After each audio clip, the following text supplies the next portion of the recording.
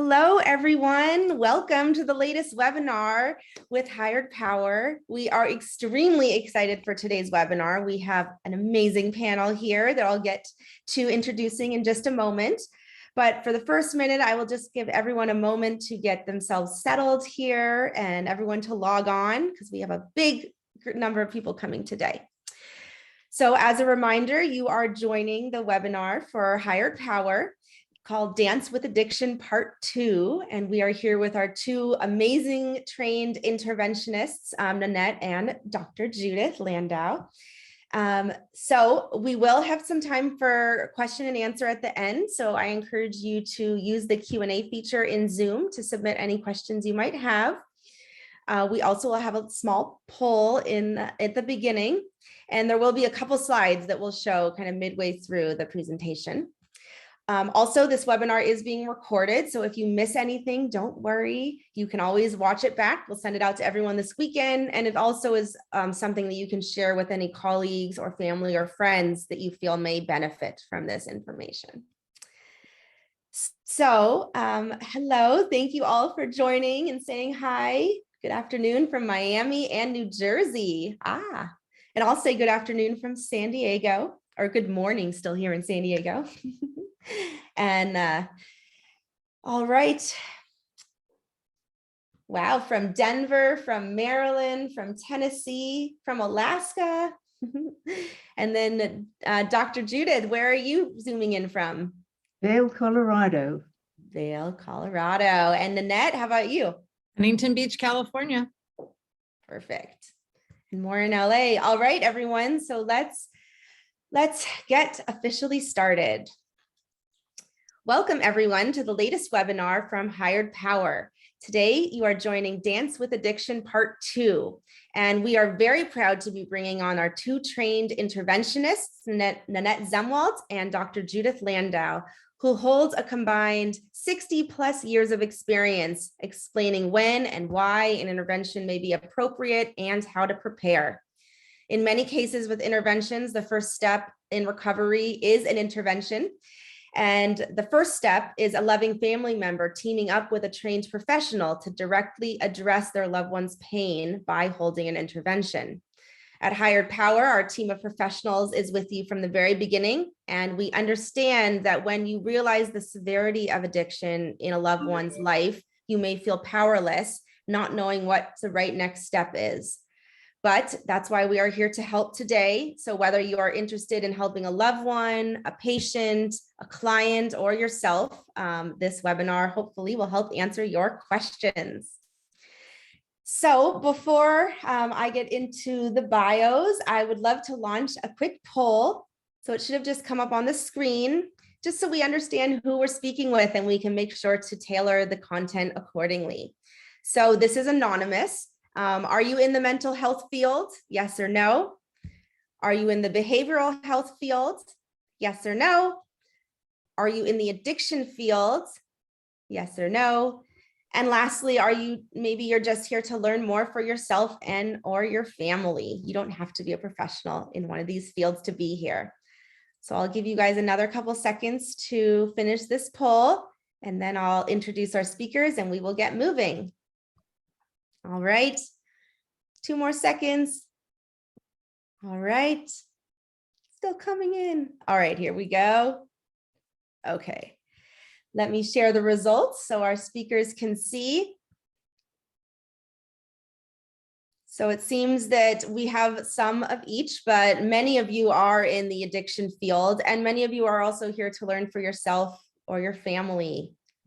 So a little bit of everyone. Thank you so much for answering those questions. All right, so first up, I'm very proud to introduce Nanette. She is our president and CEO here at Hired Power, and she's currently recognized as one of the top interventionists and an industry expert, both nationally and internationally. Nanette brings with her 30 years of experience in addiction and mental health.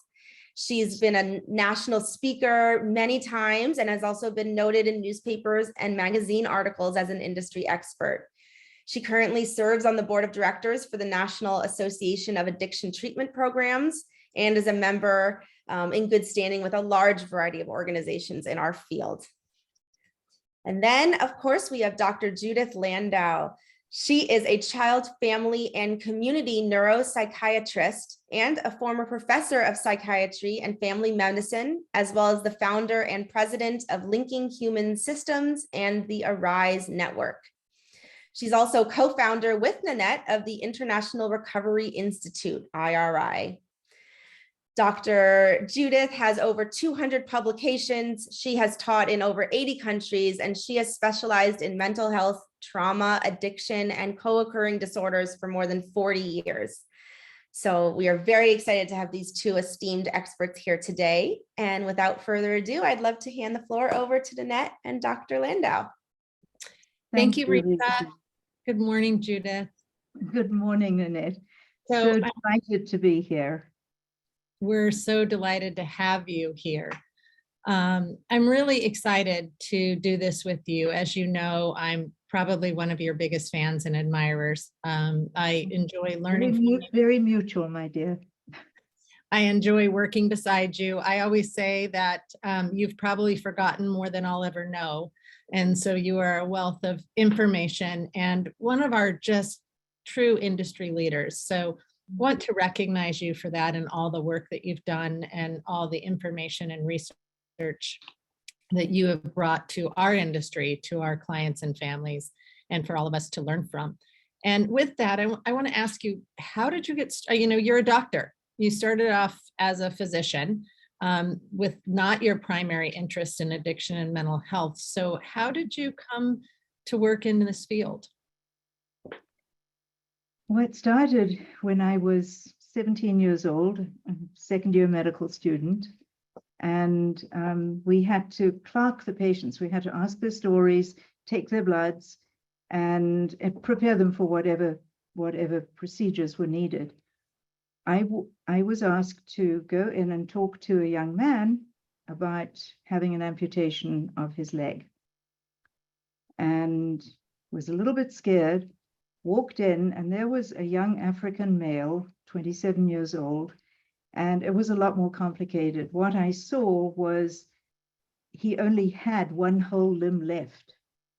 His left arm was cut off above the elbow, and it still had a little band for a cigarette and a little metal band to hold a beer can. The two things that were giving him the gangrene that had resulted in the operations.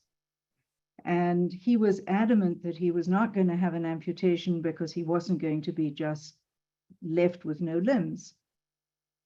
So I walked out and thought through things and realized I was going to need help. So I asked if there were any family members who could help. And he said no, but the social worker was able to find his brother. And I asked his brother why, whether there were any family. And he said that the young man had been thrown out of the tribe for his criminal behavior, smoking, drinking, bad example for others, and so on. And I said, if you could go back to the tribe and the chief and the council and ask if there are any conditions under which they would accept him home. Brother did that, and the chief said on condition he no longer indulges in his bad behavior and we can trust him. He went home and became one of the most famous African storytellers in the tribe. Wow. Teaching the young folk how not to use, not to steal, and to live the best lives they could. And I learned that family can be more powerful than any of us as professionals, and that we need to include them in our collaborative team, whatever we do. Right. Family is the most powerful. Yeah. And so that started me, thinking about, not really thinking about, even though this was someone who was losing all his limbs because of addiction, that penny didn't really drop yet. The piece that, that I really registered was family. And then I got into working in child psychiatry.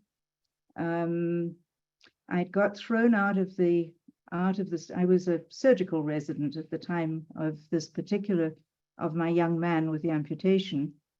the chairman decided that he didn't want me in I was the first woman on the chairman's team. And he didn't want me in surgery because I was talking to the patients. And not only was I talking to the patients, but I was staying up late at night talking to their family members. And he said, you know, you need to go somewhere, girlie, that you can talk to the family and not be, surgeons cut, psychiatrists talk. So he did me a favor. He sent me to psychiatry. And I kept getting thrown out of places. You'll hear more later. So my first kid in psychiatry was a 9-year-old with severe asthma and acting out behavior. And when she was in the general hospital, her asthma would get better. She'd go home, she'd act out, and they'd send her into the child psychiatry unit. When that got better, they'd send her home. She'd develop asthma and back into medicine. She's had 4 or 5 admissions already. And so I said, what's going on at home? Having learned my lesson from my young African. And with a home visit, discovered that her uncle was in prison, her grandmother was dying. There were all sorts of major issues. And by bringing the family together and understanding what was going on and working with them to get all healthy, her behavior changed and she went back to school and succeeded. And the prevalent intervention at that time was what they called parentectomy. And I was horrified. I was doing a keynote recently at an adolescent conference to hear that people are still doing that, believing that the family is bad for the patient and separating them because they do so well in hospital and they get sick when they go home.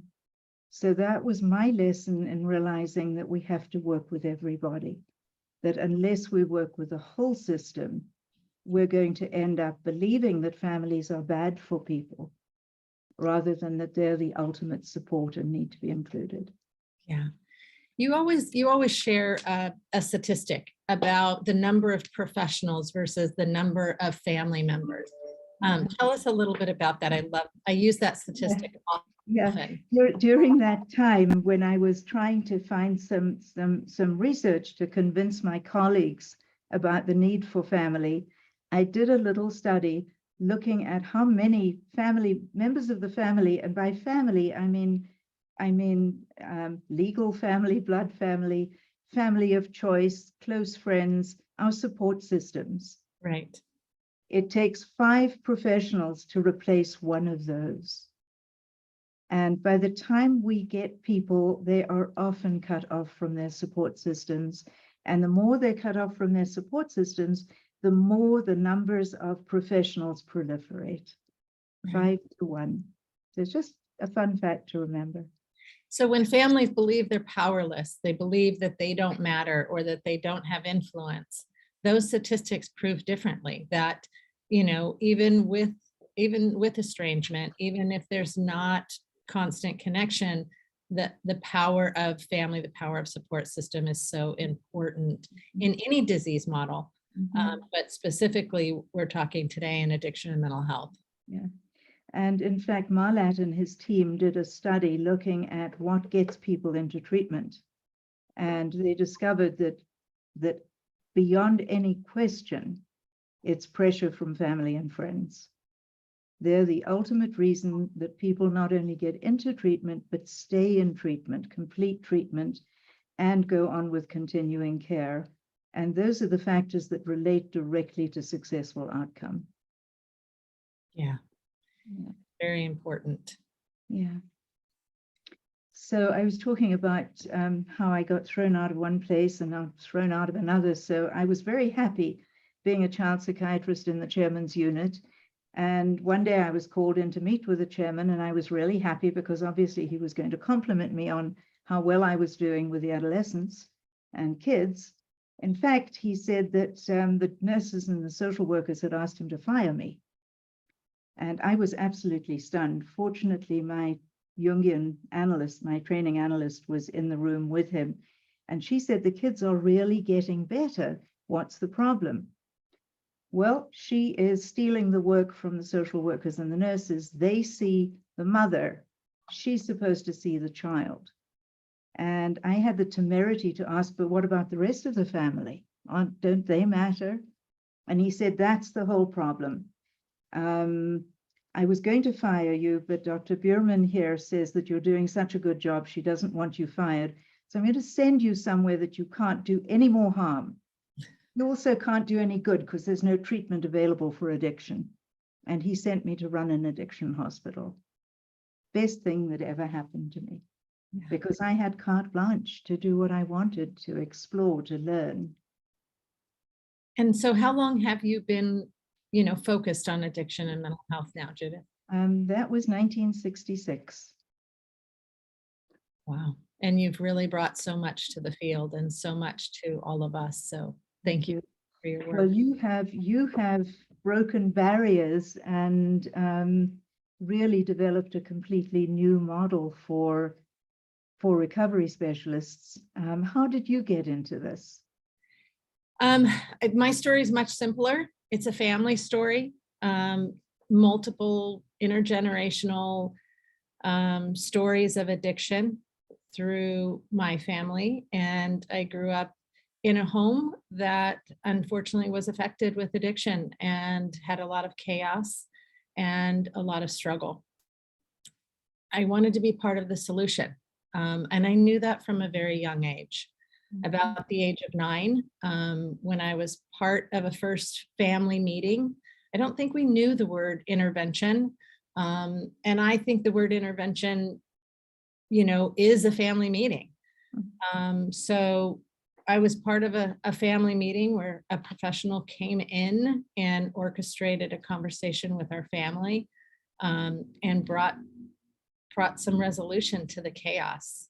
And I knew then that I wanted to do something like that. And I later thought I was going to be a baby doctor and deliver babies, but came around to my true passion and have been working in addiction treatment since the mid-'80s. Wow. Yeah. Yeah. So yeah, I think, although I don't talk much about it, I think my journey into this really started when I was very little and was critically ill and started really wanting to do what the doctors did, and concurrently became a traditional African healer in Isangoma. And so for me, a lot of what I do is trying to integrate traditional healing with modern medicine. And it really is, addiction and mental health are the perfect place to do it, because without spirituality, we really don't get the change in people that they need for long-term healing.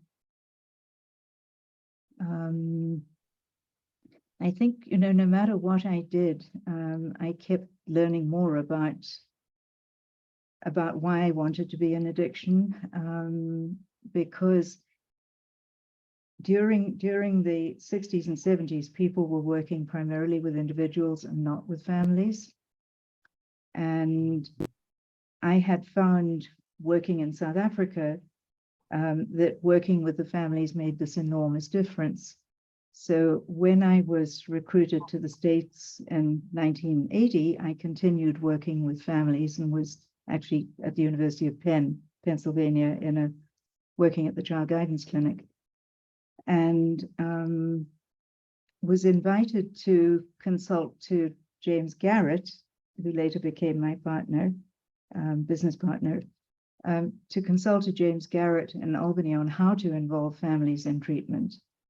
And one of the patients that we saw there was a woman who had been found barely alive in a bathtub with a vodka bottle and a needle in her arm after multiple suicide attempts and multiple treatments. Nothing had worked. Family had never been involved. So we invited them all and discovered a story of intergenerational trauma across generations. But somehow, right up until that time, she had survived. And before she was attempting suicide, she had called her brother to say goodbye, just in time for her life to be saved. So that inner resilience that we all have was still there. And so she and the family worked on their unresolved grief and moved into recovery and healing together. And Jim Garrett noticed that suddenly all the patients were coming into treatment. By inviting everybody to come, rather than saying we've got to wait for the person the person of concern to call. And at that point, over 90% of treatment programs around the world, if somebody called about another member of their family or friend, they would be told we can't do anything unless the person calls themselves. And so Jim suddenly realized that what we were doing was bringing in a much higher percentage of patients. And so that was the beginning of our research together, formalizing what I was doing into an intervention model. I think that brings up a really good point, Judith. I hear often the myth that people have to hit rock bottom, or that the loved one has to want to get better, or not just necessarily get better, but want to follow a plan. And I have found that there's a difference between willing and able. And a lot of times people are interested and willing to get better, but don't have a path, don't know a path, or just aren't able to do it alone.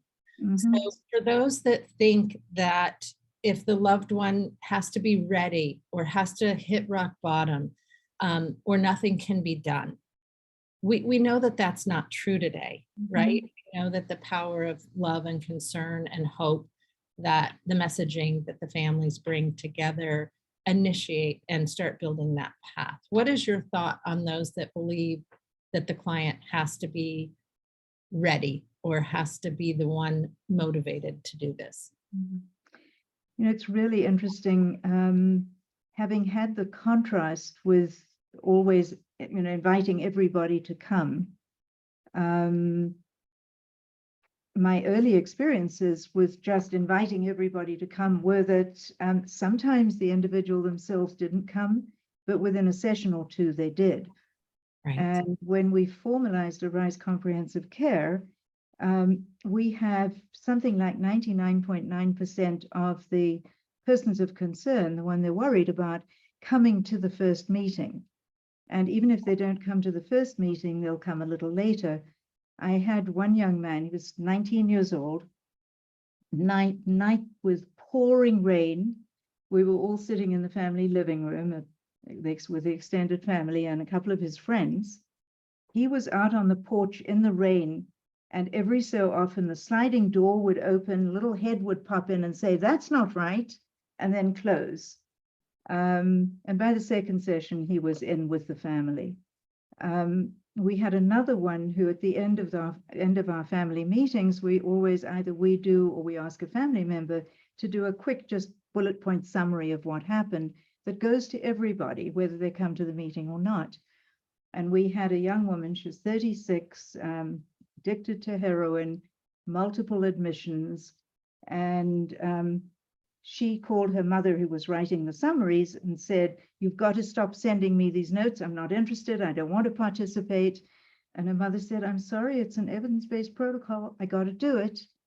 Then she wrote to me, the young woman wrote to me and said, "Dr. Landau, you've got to stop this. I'm not interested."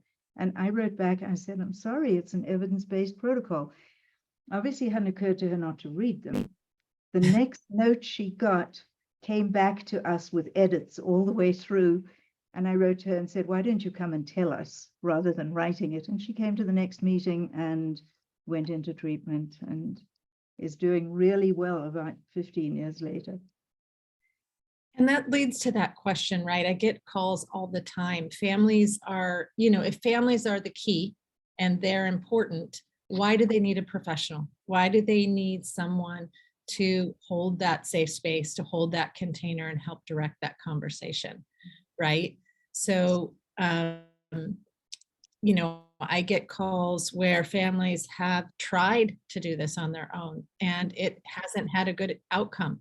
You know, the emotions weren't managed, the conversation wasn't directed, the path wasn't placed out for someone to be able to follow.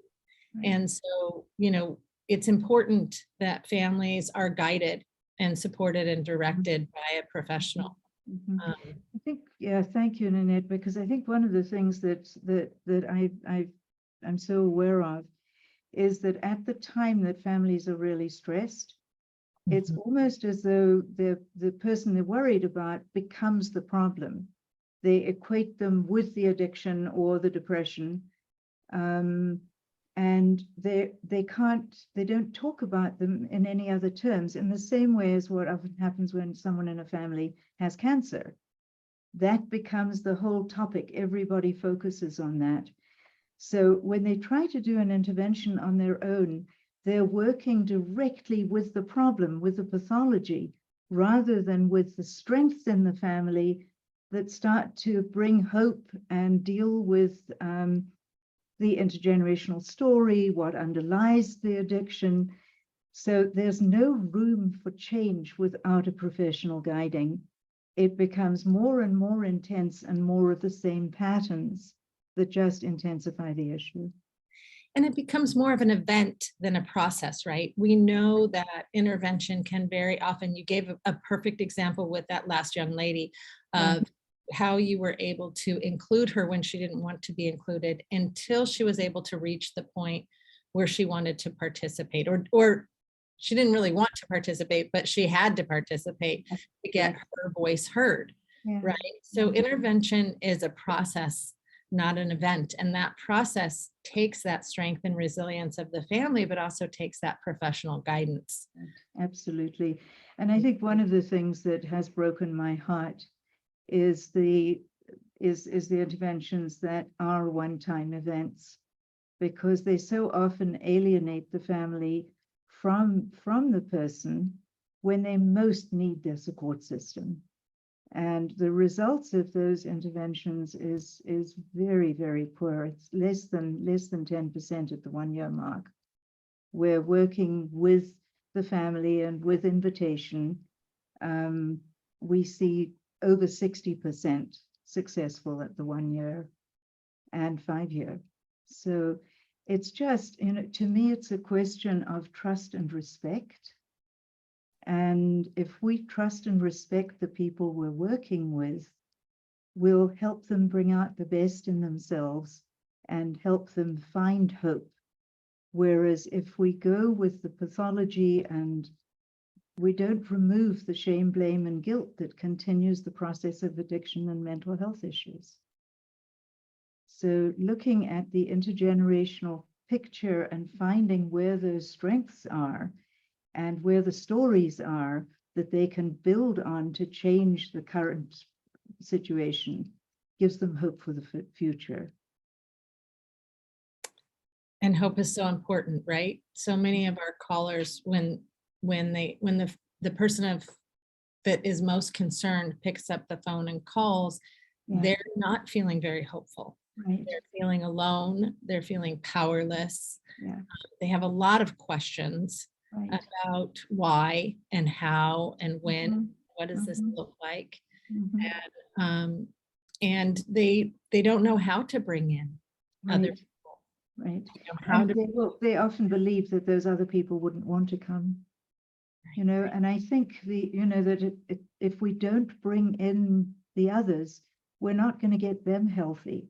And I think one of the challenges with events as opposed to processes is that sense that that you just have to get one person healthy. But we live in a system. It's like taking a part of an engine out, changing it and putting it back in and expecting it to be different. The engine doesn't work any differently because the problem is still there. We have to work with getting everybody in that system healthy. And then we have great long-term outcome. But we've got to go from there to do that. And that brings up a great point. A lot of times people are wanting to, we can't invite Uncle Billy. He drinks a lot. Yeah. Or we don't want to bring their cousin because they've got in trouble for using drugs together. So they find ways to separate out, or, we don't want to grandma and grandpa because they don't know what's going on. Yeah. So I had a 67-year-old woman call me, what we call that first caller. And the callers can be family, they can be friends. I had a landlord call me because he had a tenant who had always paid his rent regularly and hadn't paid for 3 months. And he found him in a very bad state when he went and opened the door. So it could be anybody. It can be an attorney, a neighbor. But this 67-year-old woman called me about her daughter, who was 43, was in the middle of a divorce and about to lose custody of her children. She'd already lost her job, and her husband had asked her to leave the family home because she was drinking so heavily. And she had driven with the children in the car and fortunately just had a fender bender, but that was endpoint for him. She'd moved in with her mother and was still refusing help. And so when Mum called, she felt unsupported, had no idea what to do, and said she was completely alone trying to help her daughter. And every time I suggested her bringing somebody else in, she raised objections to involving anyone else because she was the only one who cared. Everybody else had written her daughter off. So what I'd like to do now, Nanette and I have a little table for us to play with. We get resistance like this a lot, and it's probably getting through being able to bring family in is one of the most important parts of what we do. So we're going to take a look at, we're going to play with you with this resistance table. So to start with, we're going to show you a sample.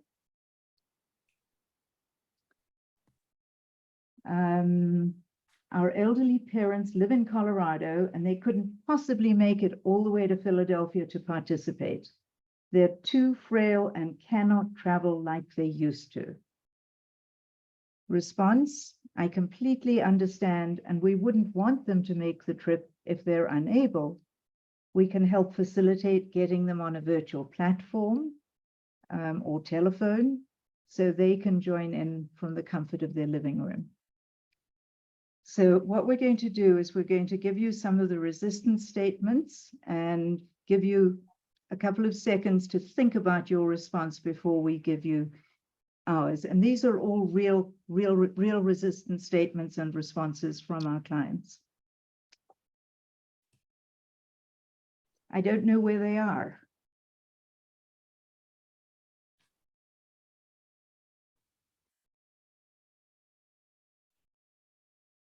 Must be very hard not having them know the children. Maybe I can help you trace them. They're too old to make that trip.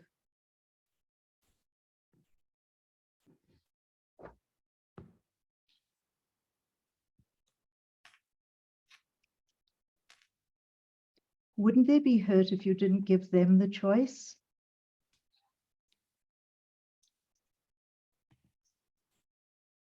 My husband couldn't possibly take a day off work.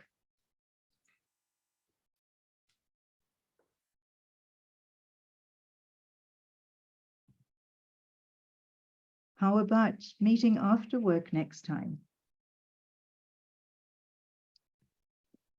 He's in prison.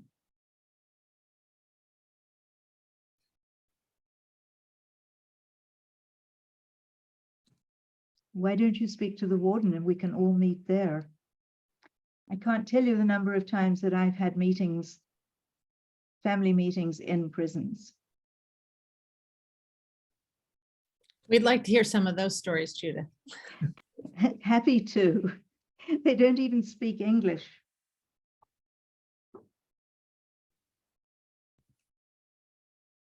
Well, we're fortunate to have an interpreter in the hospital, or could your wife interpret? My doctor or ministerial therapist is far too busy to come.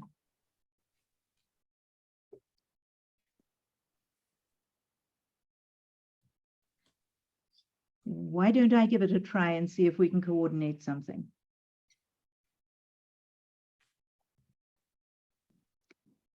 Don't call my counselor or doctor. I haven't seen him or her in years.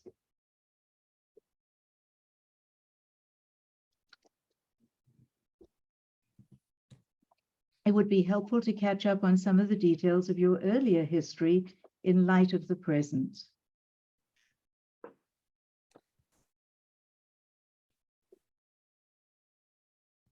So things that we call threats, or my husband is violent and has weapons readily available in the house. I'm worried that something terrible could happen and someone may get hurt.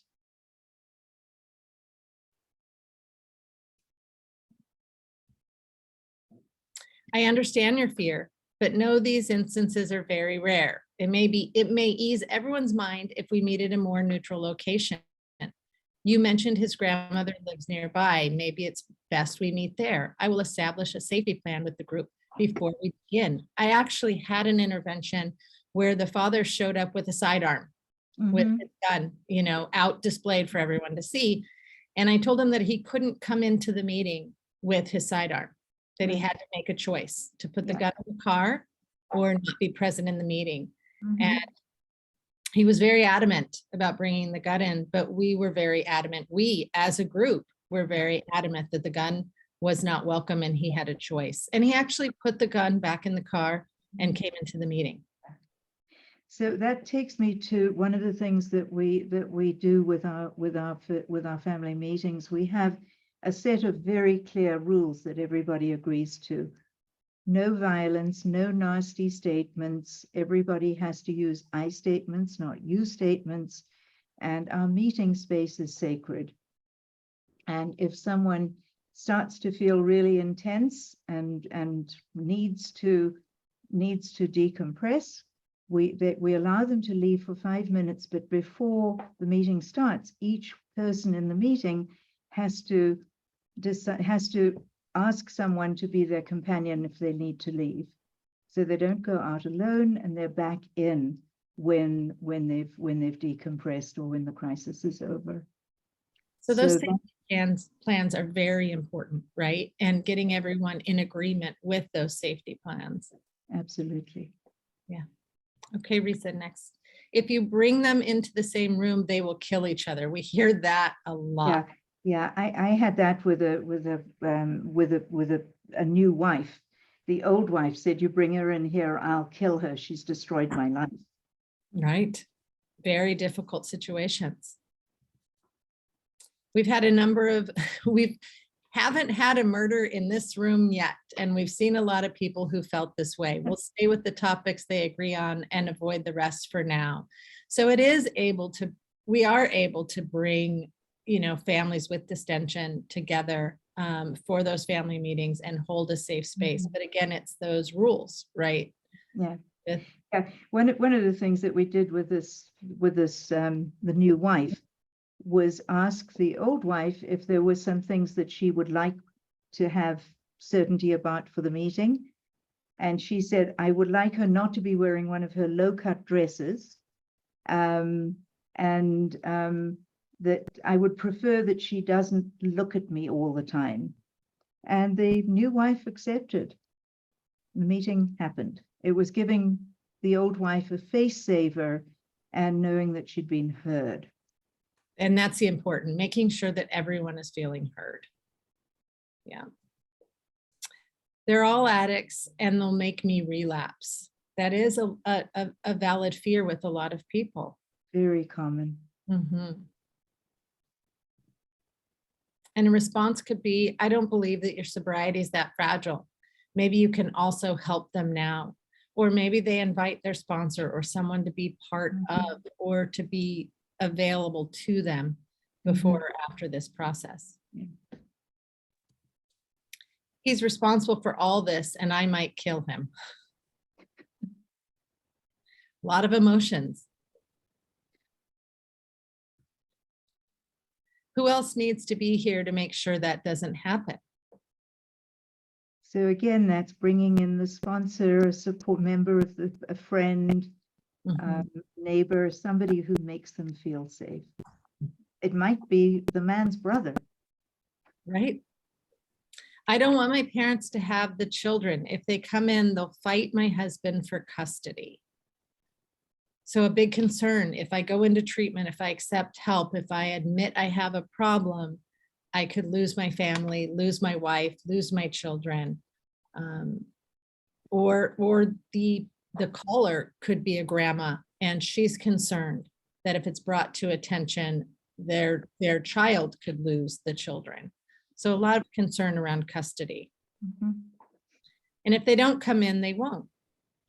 Surely the only hope of negotiation is while you're still around to help them. And I've done this a lot. So reassuring about your experience, reassuring about your expertise, and helping them feel safe again. And you don't want my ex-husband here. He's never been a father to them and will just make them miserable. So a lot of separation in families. And a response could be, he's still their father. And maybe you can help them see the man you married while you're still alive. Otherwise, they have no hope of ever thinking enough of themselves with a father like that. So really just helping them see a different perspective. This isn't how I want to handle it. If you bring them in, I won't come back. Yeah. Also another common one. What are you afraid might happen? I know from getting to know you that your parents must be special people who could help us both a great deal. So reframing, a lot of reframing.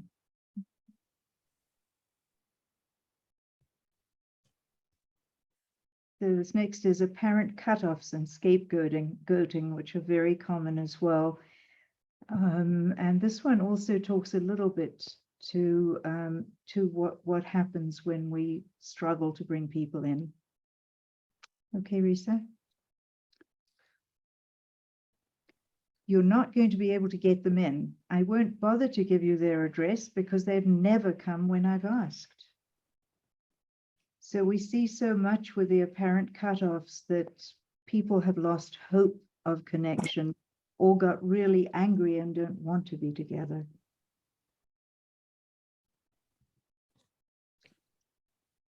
You'll never know if we don't try. How much worse can it get? If you were in their shoes, wouldn't you want to be given a chance?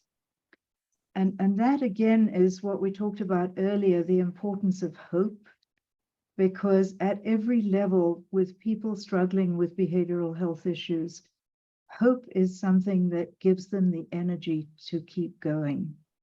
And so often, a lot of the resistance, like this one, is based on trying and failing and trying and failing. So giving them alternative ways of succeeding is critical to give them hope. I'm the black sheep. They really don't want anything to do with me. They made it very clear.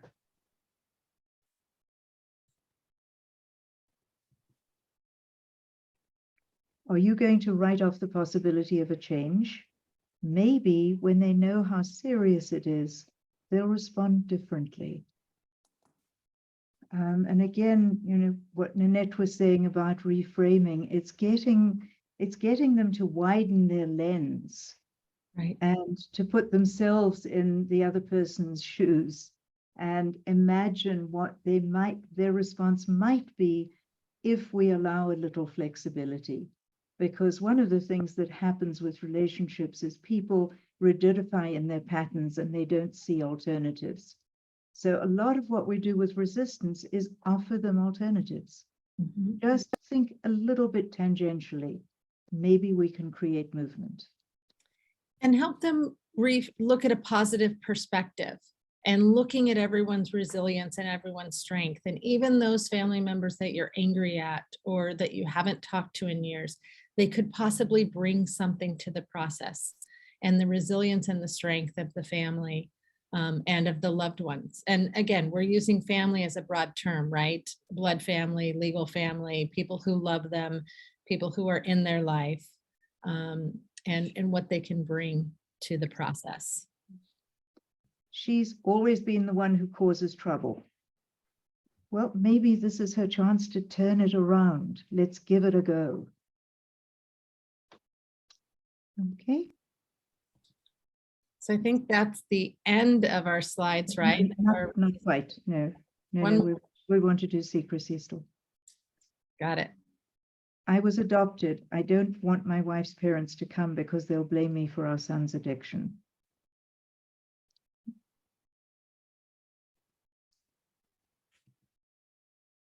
Is it possible that your son's grandparents just want to support, love, and help and not play the blame game? Is it possible that a greater understanding about addiction will benefit everyone in the family? Let's go to the next slide with secrets. Yeah, good. Nanette? We'll just do this. Yeah, my mother shared with me the reason why she drinks is because she was raped 10 years ago. If the family comes to this meeting, I'm afraid they will find out and my mother will be humiliated. One of the things we do with our process work is help them open up about secrecy, because secrets are the ultimate destruction of families and relationships and are often at the root of addiction or depression. And so it's not uncommon to uncover rape and sex crimes during the ARISE process. I assure you that no details need to come out that she doesn't want to share. In our meeting, we can discuss healing trauma in general. I will look into facilities that can best treat your mother's substance use disorder and trauma from the rape.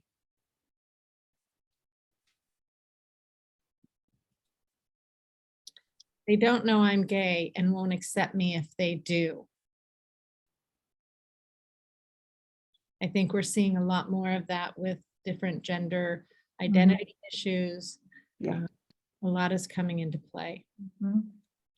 Why don't we start with building safety and talking about the things they do know? You and I can decide together when it's time to share the rest with them.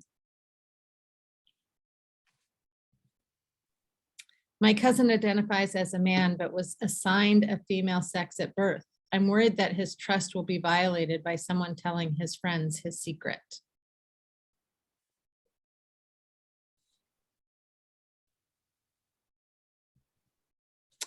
No information needs to come out that he doesn't want to share. We know these kinds of secrets can underlie struggles with substance, depression, and anxiety. I'm looking into facilities to best treat his SUD and address other concerns regarding his gender and sexuality. I can assure you that his confidentiality will be respected in any treatment facility I suggest. There are federal and some state laws that he is protected under.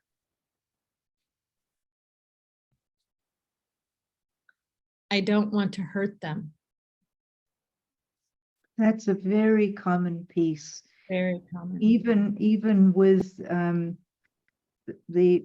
so often the person with the problem is protecting the rest of the family. Mm-hmm. And the sole person trying to fix the problem on their own. Yeah. Maybe you're not as fragile as you think. When your kids are grown, would you want to be excluded from something this important or this big?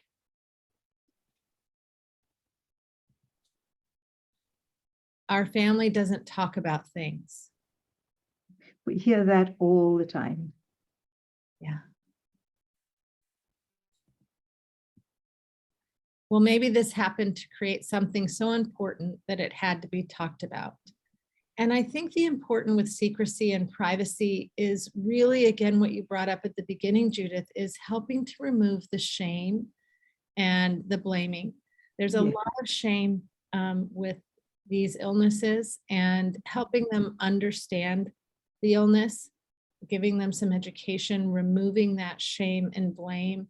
So allowing those family members that can be of support, allowing them in, because they're no longer worried that what grandma and grandpa are going to think, or aunt and uncle. You know? Yeah, and if one does that from a positive perspective, rather than looking at them as resilient with strengths that have come down the generations. If you ask them to think about their own strengths or their family strengths, they can't, because they're in the middle of the problem. Thinking about it in a broader lens from the intergenerational strengths and what the family in the past has overcome gives them that hope and that sense of competence. Right. And it has to be done in a continuum. It can't be done in a moment. Yeah. My mother is critically ill with heart disease. My father's been sober for so many years, this would drive him back to drink and kill my mother. Right? So that shame, again, that blame, you know, that fear. Yeah. Wouldn't it be more likely to hurt them if they found out only after your death and you're not there to help them through it? Or if they found out that everyone got together and they weren't included or invited? Yeah. You know. Mm-hmm. I think this is the last one.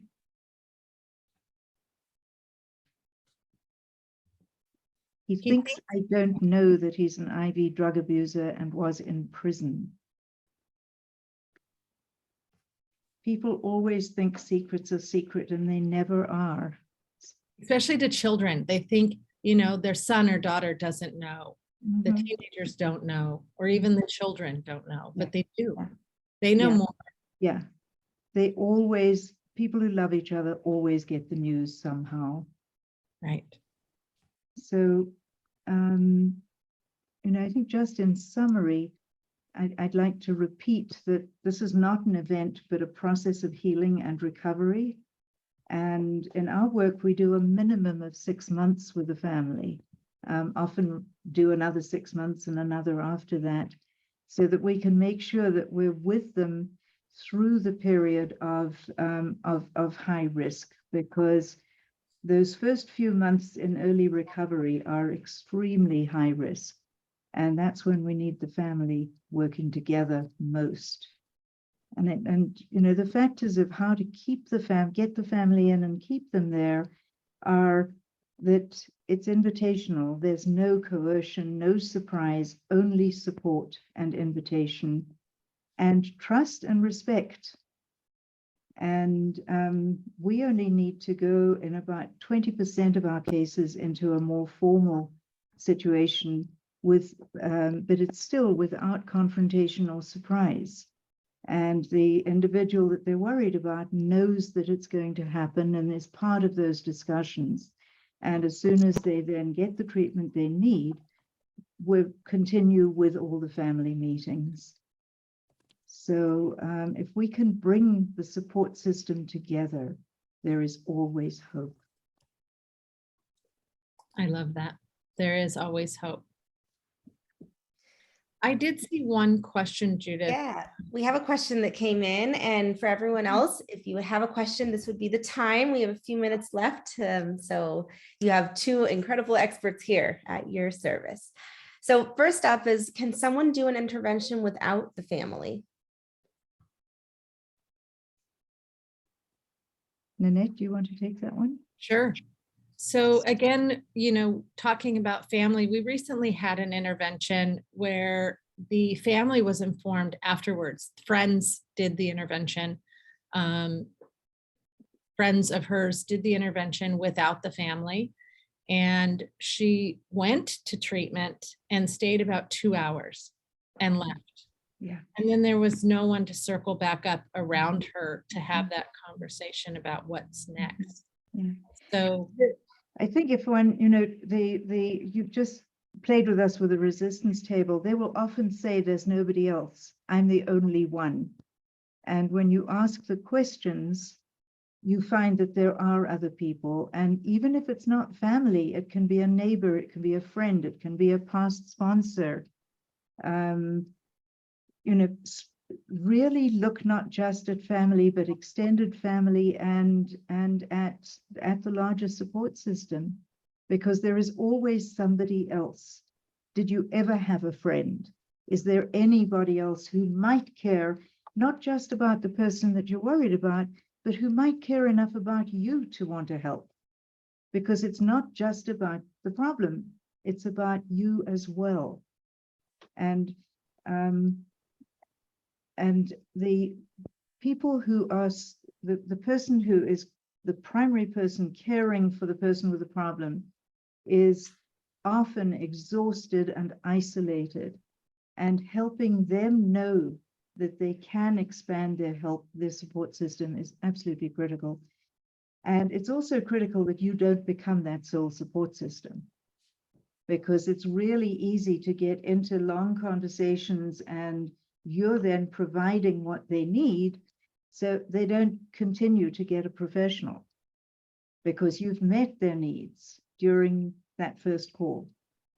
So it's helping enlarge that system and build the support and find it when it's difficult to find, rather than jumping in yourself, which is sometimes very tempting. Mm-hmm. And very tempting for the professional to be the solution as well. Exactly. Yeah. Right? Yeah. And we want to make sure that we're surrounding them with support. Mm-hmm. Yeah. I love this comment that truth-telling takes courage, supports a bravery we need to face. Yeah. All right, so one more question. So what would be the best step for a sibling of an addict who's lost relations with the family? They agree with being the lone support system and it's led to burnout with the family. I think Judith just explained that beautifully. You've got to dig in and reach back in and invite back in even those that have stepped out and said they're burnt out and said they're tired, inviting them into that process and including them. And wherever possible, we try and get the caller to do those invitations themselves. Mm-hmm. But in a situation like this, it might be necessary for us to make that call and to start the process for them.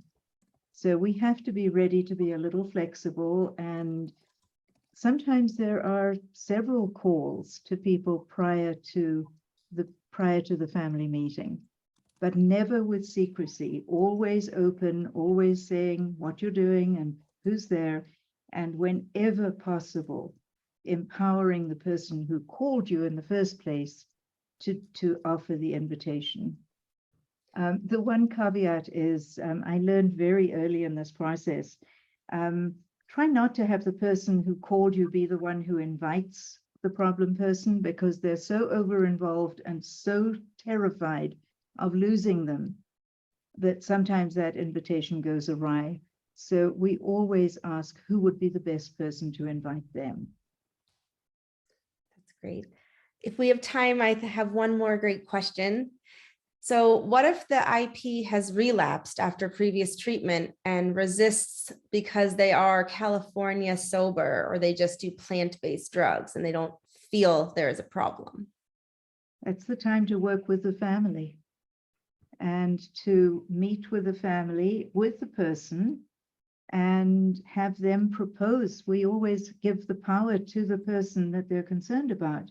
What are they proposing for their plan, and discuss it with the family and have the family talk about what they would expect, and if necessary set some conditions. And if the person can remain healthy with their own plan, we would all help support them in it, but with the condition that they write a contract that if it starts going awry, they agree to the next step, whatever that is, whether it's residential or a companion or sober living.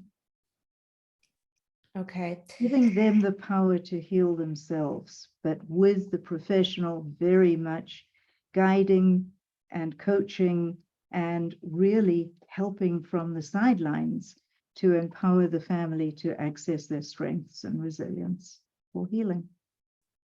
All right. And one last question. What are your suggestions for deciding when to have an intervention or a family meeting versus continuing to work on the craft approach? For me, the craft approach is something that is used during the process. It's a beautiful educational approach. We always start the family meeting from the time we get the first call. And if we sometimes do the psychoeducational piece ourselves, but very often we'll refer to a family systemic interventionist because they do a really good intensive weekend of psychoed. The craft approach is really good as a psychoed approach. What we do is a family systems approach, and it's the only family systems evidence-based intervention. So, and there are also a number of treatment centers that offer family psychoed programs, even if they don't, even if they don't have the person as their patient. Yeah. So it's a very important part of the process of healing, and any and all of those are effective. And I think you brought up a good point, Judith. A lot of times in this process, we're making recommendations for the entire family system for healing. So it is not about putting one person into treatment, or it's not always about getting through the door of treatment. It is about the greater healing of the family. So maybe we are encouraging them to go to a family weekend or a family support or a community-based recovery group or a psychoeducational event. And So joining support, self-support meetings. Every family member, we expect every family member to do what they need for their own healing. It's so important, Nanette. Yeah, very important. Oh, we can't hear you, Risa. You're on mute. Sorry, my dogs were barking. We are at the end of the hour, but I want to encourage anyone that didn't speak up or ask a question. Dr. Landau and Nanette at Higher Power and the whole team would be happy to speak with you privately, one-on-one. So when we send out the recap of this webinar with the recording, we'll include, of course, our phone numbers, our contact information, as well as some resources that may be next steps for you to view online. But thank you so much, Nanette and Dr. Landau. This was a really, really interesting conversation. I know a lot of people have commented that this was so useful to hear those real world monologues to address objections to the whole family recovery. So I really appreciate it. And I hope everyone got a lot out of this webinar and hopefully can use it to help support themselves, their loved ones, or their patients, clients. So thank you so much again, everyone. I hope you have a great rest of your Thursday, and we will hope to speak to you soon. Thank you for having us. Yeah, thank you, Risa. Nice to see you, Dr. Landau. Have a great day. Thank you. Bye.